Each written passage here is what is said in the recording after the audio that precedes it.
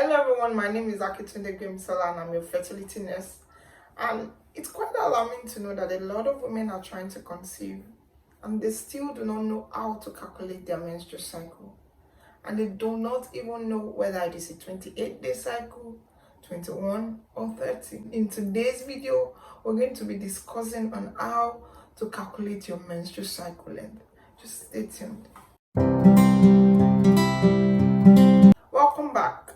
So let's take a quick recap at what exactly the female reproductive organ looks like. We have the uterus, the fallopian tube, we have the endometrium, which is the inner lining of the uterus, which is the womb, and we also have the ovaries. And our today's focus is going to be on the ovaries because this is where the egg is being produced. So how does this egg come to play? How are they produced? So the stimulation actually starts from the brain, from the pituitary gland of the brain. In the hypothalamus, we have this particular hormone that is the gonadotropin releasing hormone that secretes two major hormones, which is the FSH, that is follicle stimulating hormone, and the LH, which is the luteinizing hormone. So what this follicle stimulating hormone does is to stimulate the follicles that are inside the ovary. Because the ovary on its own do not have anything apart from these follicles, that is the fluid sac where these eggs are actually developed.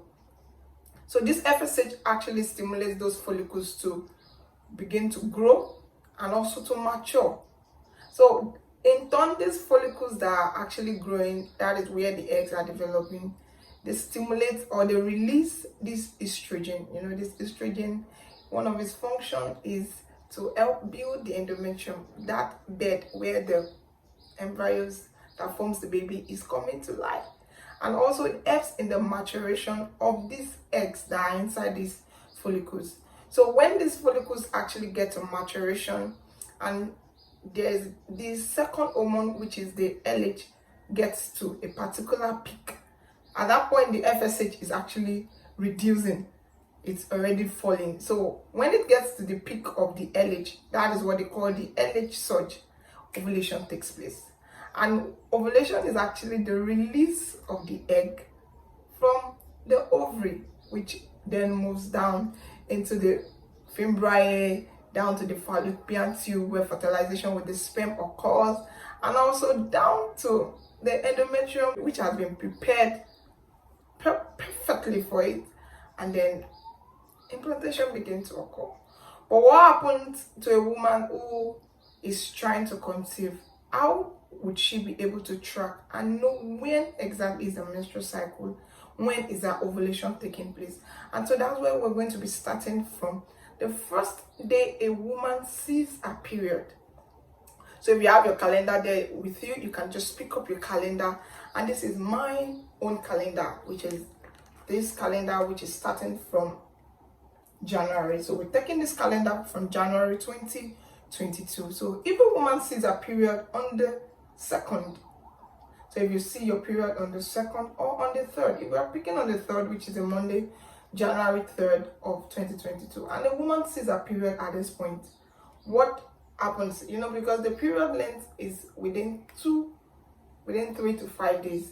So depending on, because every woman actually, the body system varies. So if she starts a period on the 3rd, down on the 1st and the 5th, when is she expecting her next period? All she needs to do is to get a calendar, get a diary, get a jotter, or get an app whereby you record, okay, the first day I saw my period was on the 3rd, 4th, and the 5th. So you start counting from the 3rd. Note that you start counting from the 3rd till the next day that you would see your period. So if you're seeing your period if you're actually seeing your period, maybe the next time you're seeing your period is going to be maybe on the 1st, or apparently that month, because it's a 31 day in the month, and you saw your period on the 30th. I saw your period on the 30th. So if you're seeing your period on the 30th, all you need to do is start counting from that particular day. You count 1, 2, 3, 4, 5, 6, 7, 8, 9, 10, 11, 12, 13, 14, 15, 16, 17, 18, 19, 20, 21, 22, 23, 24, 25, 26, 27. You're not going to count the 30th. That day that you saw the next period, you're not to count. So you're counting from the day you start your first period down to the day preceding your next cycle. Note that the day you start your period for this month down to the day you see a day preceding the day you see your next period.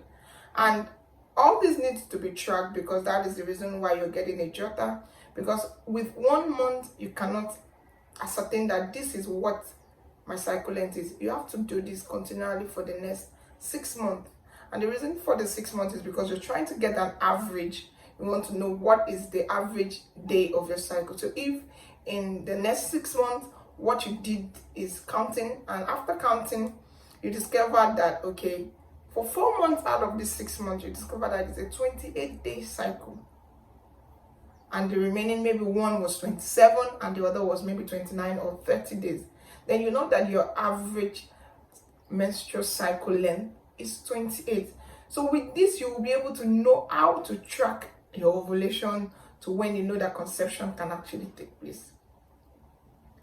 Note, from the first day that you saw the period down to a day preceding your next period, that is your menstrual cycle length. This is really important because it will help us to be able to calculate the ovulation, and this will lead us to our next topic, which we're going to be talking about the ovulation.